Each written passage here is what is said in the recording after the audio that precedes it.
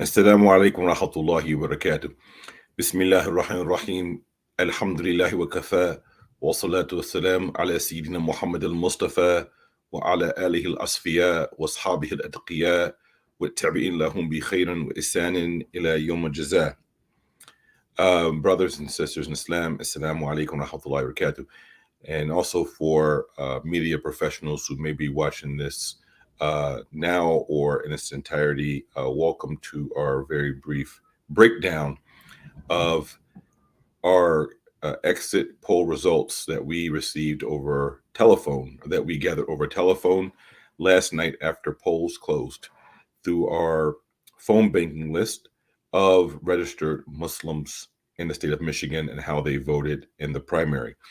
Again, yesterday's vote was historic in terms of numbers. Over 100,000 Michiganders voted uncommitted for the Democratic primary. This is something unheard of and unprecedented in the history of primary voting here in the state of Michigan. And we believe that most of these uncommitted votes, though not exclusively, came from Muslims of varying ethnic groups, just not Arab Americans, but also South Asian Americans, African Americans, and white Americans who follow the Islamic faith. And by white Americans, not just converts, we also mean those from Europe, such as Albanian Americans and Bosnian Americans. So based upon our SNAP exit poll last night that was done with the national chapter of CAIR, the Council on American-Islamic Relations, and also CAIR Michigan, here are some of the results. And by the way, this presentation is based upon both of our organizations being 501c3 nonprofit organizations in which we do not endorse candidates. So this is not CAIR Action, which is the new 501c4, which is an organization that is allowed to actually donate to candidates and to give endorsements. So the first question that we asked last night, the voice you heard in the call that probably some of you received was of our governmental relations director in DC, Brother Robert McCaw, who is a white American Muslim. Did you vote in today's Michigan presidential primary election? This is the first question that was asked. Of those Muslims who answered the call, 80% said yes. 20% said no of the total respondents. So 80%, according to our exit poll, roughly speaking, which is a pretty high turnout, though this exit poll isn't exactly as scientific as a more in-depth study. But from our exit poll, 80% of those who we contacted and actually picked up that were registered to vote, who are Muslims, actually voted 80%. So this is a historic high turnout for Michigan Muslims for our primary in particular. Question number 2, did you vote in the Democratic or Republican presidential primary? 91% of Michigan Muslims voted under the Democratic primary. 9% voted Republican. So 91% voted under the Democratic primary, 91%, and 9% voted Republican. The third question is, for Democratic primary voters, which Democratic presidential candidate did you vote for? Now, this is a very important statistic. 94% in our exit poll voted uncommitted. 94% of the Muslims that voted yesterday, according to our exit poll, 94% voted uncommitted. Those who voted for Joseph R. Biden Jr., 4.6% of those in the exit poll voted for Mr. Biden, so not even 5%. 1% for Dean Phillips, and 1% for Mary Ann Williamson. So this is a very important statistic. And as we know, the uncommitted drive that has been led here by many different organizations inside our community, political action. We're not going to mention all of them. There's more than just one. There's a number of different movements, political action committee, as well as organizing that was organizing around Uncommitted. The messaging and the unity was effective, and particularly around President Biden's policy towards uh, not calling for a permanent ceasefire and actively arming the Israeli military during a genocide, including giving them weapons of mass destruction, as well as white phosphorus that's been used for what many believe has been just one of a number of war crimes that have taken place since October the 7th. The next question is also very important. Excuse me, two more questions. We'll go through the next question because there are Muslims who voted uh, Republican. There are Muslims who voted Republican. For the Republican primary voters, one other point, and this isn't from our exit poll, but this is just from the districts that came out, that 70% of Dearborn voted uncommitted. So actually in the city of Dearborn, Biden lost to uncommitted.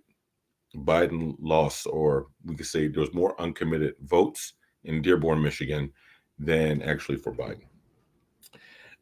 For Republican voters, who they vote for?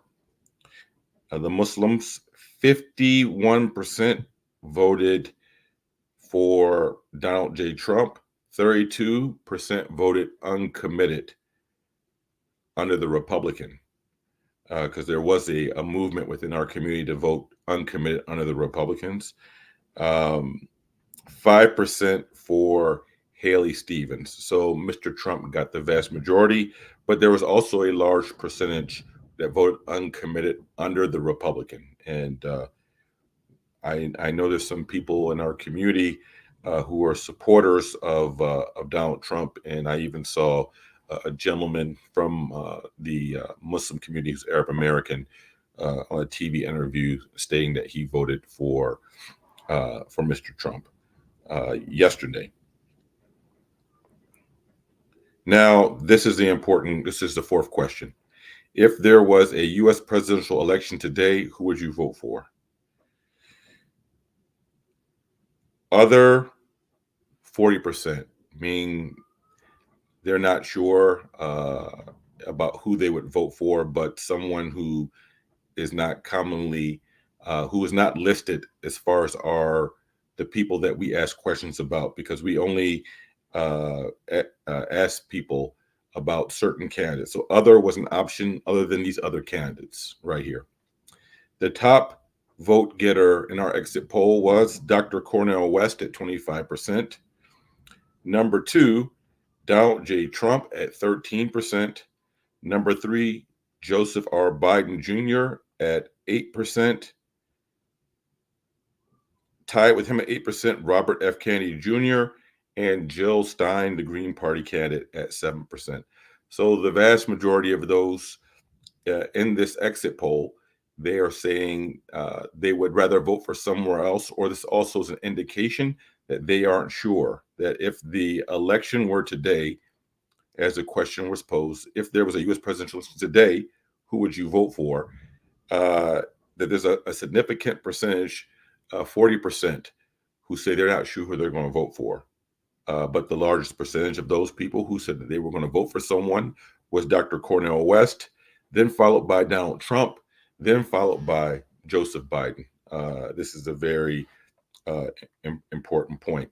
So that's the results of our exit poll, ladies and gentlemen.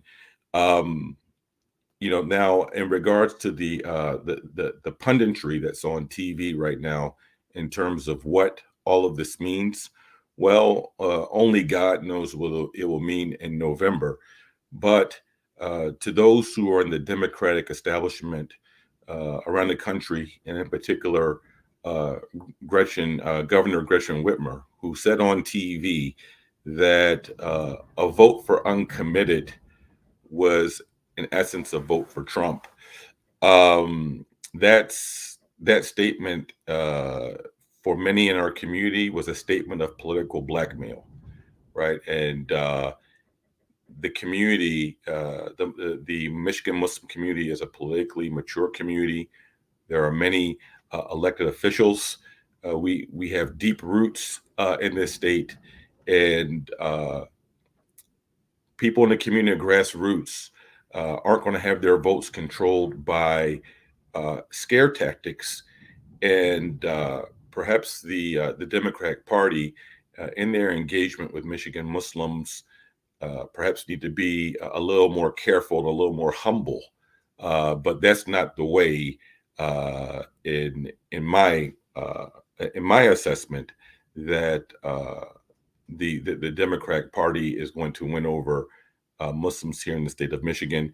And then keep in mind that a large percentage of these Muslims, they said that if the election were today, meaning yesterday, they were not going to vote for Biden. So it's not to be assumed that just because the primary is over, and as we get closer to Labor Day and the election closer to November, that all of a sudden uh, Michigan Muslims are going to say, well, we need to vote for Biden because Trump is supposed the lesser of two evils.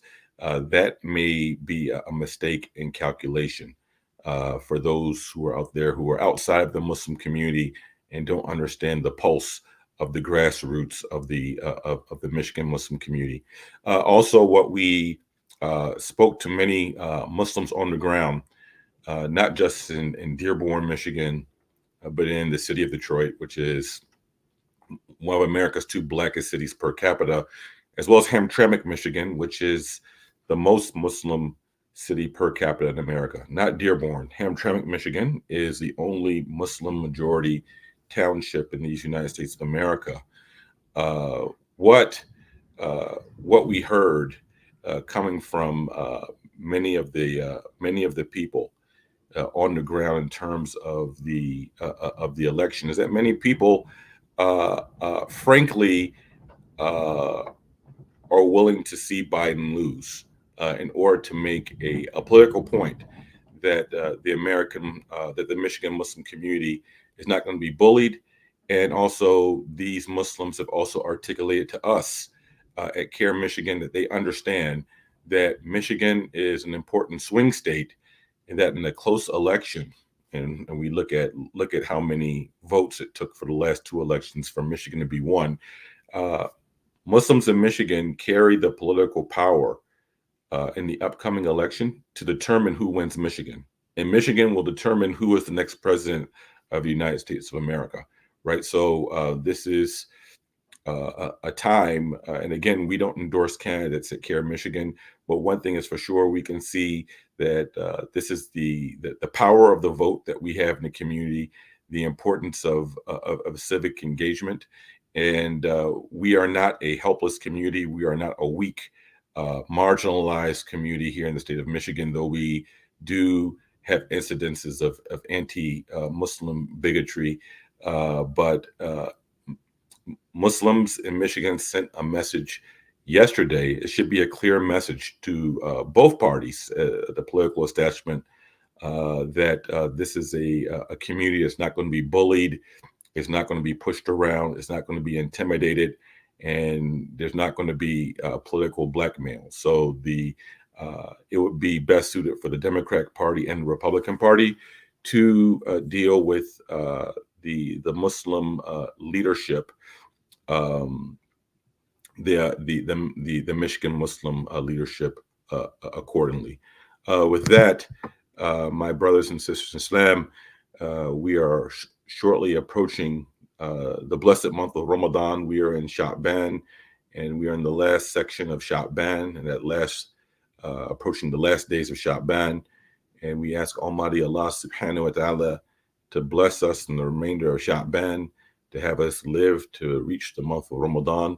We ask Almighty Allah Azza wa Jal to help our brothers and sisters all throughout the globe who are suffering war crimes and oppression, from Palestine to the Democratic Republic of Congo, to Sudan, to the Rohingya in Myanmar who have been suffering as refugees, to the Syrian refugees, to our brothers and sisters, the Uyghur Muslims who are in concentration camps, so-called re-education camps in China, political prisoners that are in prison right now in Gulf countries, and the Muslims right here in America, including in the state of Michigan, who are living below the poverty level, Muslim children who actually are afflicted with Christian, not in Somalia or not in a refugee camp, but right here in Michigan.